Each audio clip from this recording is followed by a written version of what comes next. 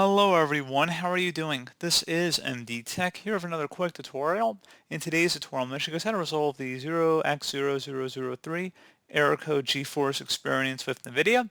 That something went wrong, try rebooting your PC and then launch again. So this should hopefully be a pretty straightforward process, guys. And without further ado, let's go ahead and jump right into it. So we're going to start off by opening up the search menu. Type in services. Best match should come back with services. Go ahead and open that up. Now there are 4 services you want to locate here. They're all going to have NVIDIA in the name of them. So I don't have NVIDIA drivers on this computer. I do have on my host machine, but not in the virtual machine here. But there'd be 4 NVIDIA services you want to locate.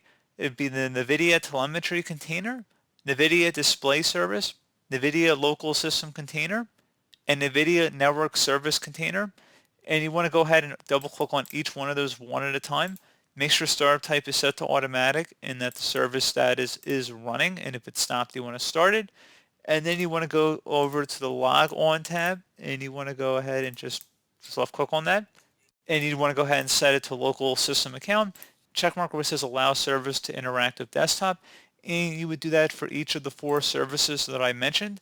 Again, the NVIDIA telemetry container, the NVIDIA display service, the NVIDIA local system container, and the NVIDIA network service container. So note all 4 of those. You do the same for all of them.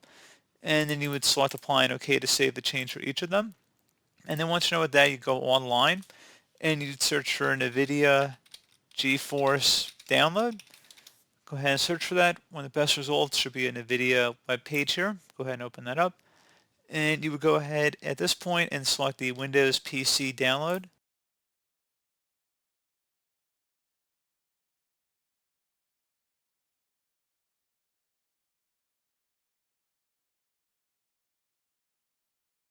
And once it's downloaded, go ahead and open it up to run it.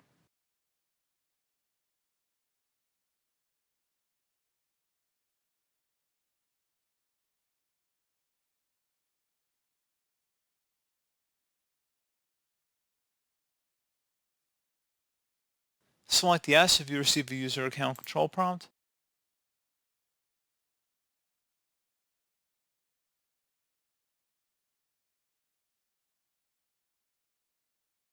And then you just would follow along with the on-screen prompts of installing the application. So again, pretty straightforward process, guys. Do hope I was able to help you out, and I do look forward to catching you all in the next tutorial.